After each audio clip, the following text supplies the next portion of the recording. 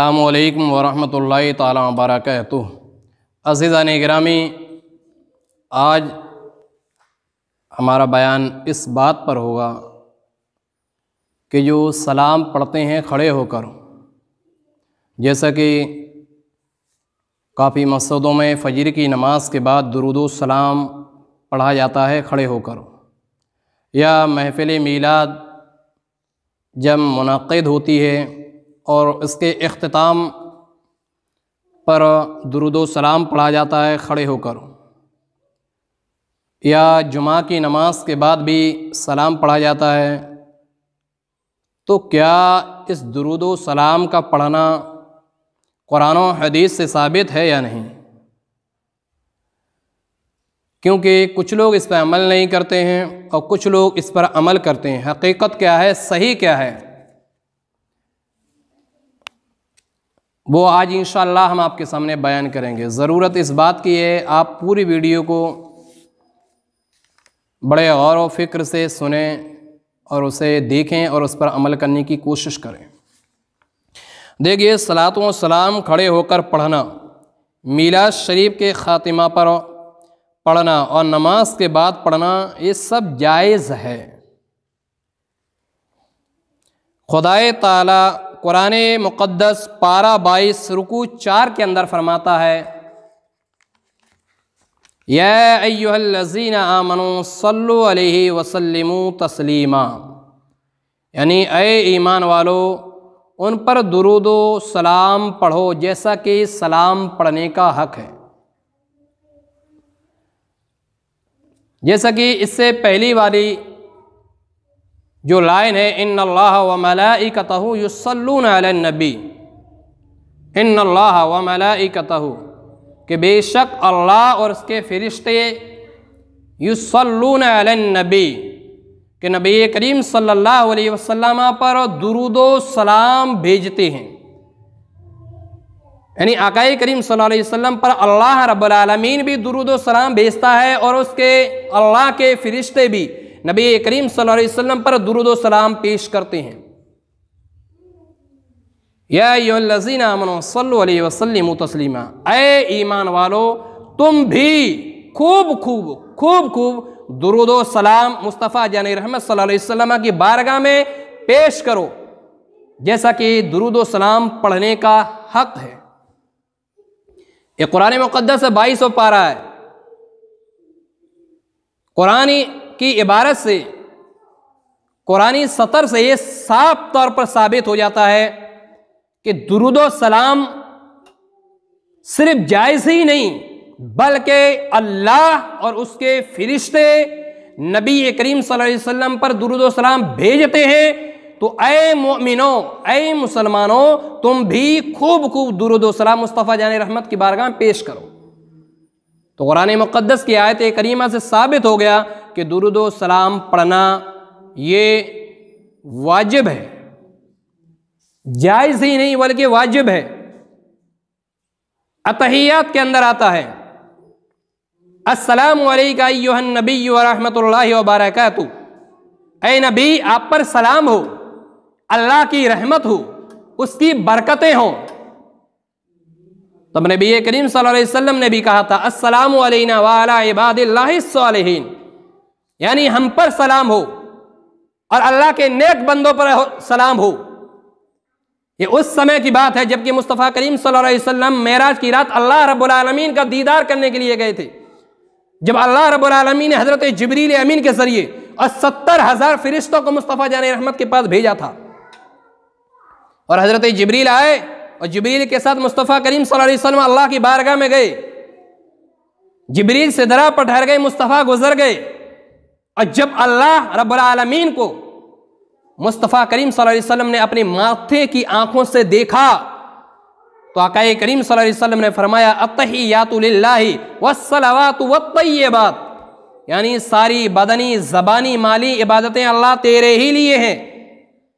तब अल्लाह ने कहा था, अस्सलामु अलैका अय्युहन नबी व रहमतुल्लाहि व बरकातुहू, ऐ नबी तुम पर सलाम हो, अल्लाह की बरकत हो और अल्लाह की रहमत हो। तब मुस्तफ़ा करीम सल्लल्लाहु अलैहि वसल्लम बोल उठे, अस्सलामु अलैना व अला इबादिल्लाहिस सालिहीन, कि हम पर सलाम हो, अल्लाह की रहमत हो और उसकी बरकतें हो, और अल्लाह के नेक बंदों पर भी दुरूद और सलाम हो। तब फरिश्तों ने कहा था अशहदु अल्ला इलाहा इल्लल्लाह व अशहदु अन्ना मुहम्मदन अब्दुहु व रसूलुहु, कि हम गवाही देते हैं अल्लाह के सिवा कोई इबादत के लायक नहीं और मोहम्मद सल्लल्लाहु अलैहि वसल्लम अल्लाह के बंदे और उसके रसूल हैं। जिस अतहियात को आप हर नमाज में पढ़ते हो, उस अतहियात के अंदर भी आपको यह दर्स दिया जा रहा है, पैगाम दिया जा रहा है, और अतहियात का पढ़ना नमाज में वाजिब।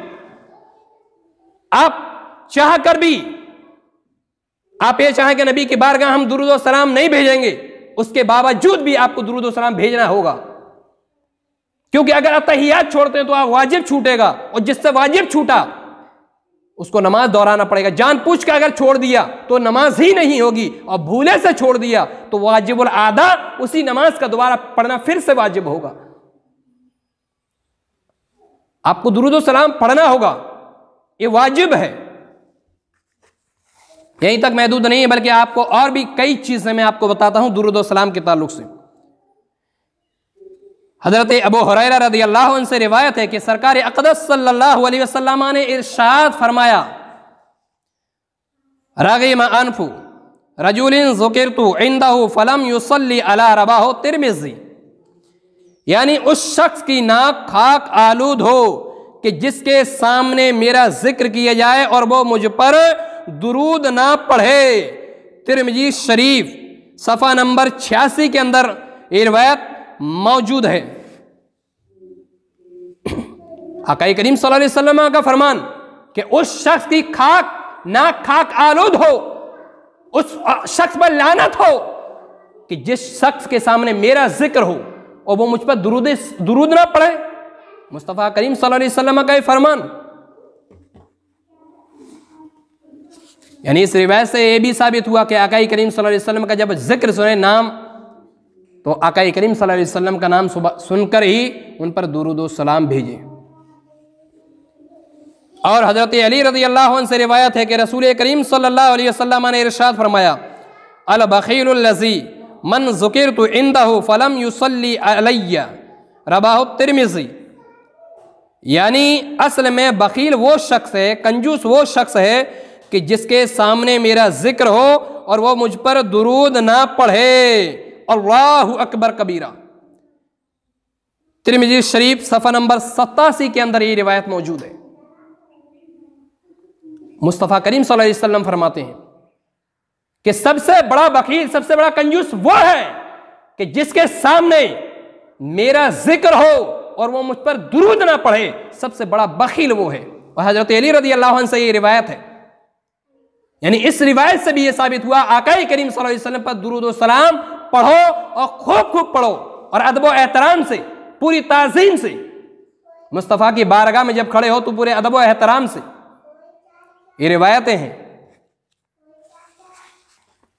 यहीं तक महदूद नहीं है, बल्कि आयत मुबारका और अहादीस करीमा से मालूम हुआ कि आका करीम सल्लल्लाहु अलैहि वसल्लम पर दुरूद और सलाम भेजना ज़रूरी है, और हुजूर के जिक्र के वक्त दुरूद शरीफ ना पढ़ना सख्त महरूमी व बखालत है। अल्लाहु अकबर। और हुजूर की नाराज़गी का सबब भी है। अल्लाहु अकबर। यानी कोई आका करीम सल्लल्लाहु अलैहि वसल्लम पर दुरूद और सलाम ना भेजे तो सरकार की नाराज़गी का सबब है। अब उम्मीद आपसे यही करते हैं कि आका करीम सल्लल्लाहु अलैहि वसल्लम को आप नाराज़ नहीं करोगे। जब भी मुस्तफ़ा करीम का नाम सुनो तो दुरूद और सलाम भेजो।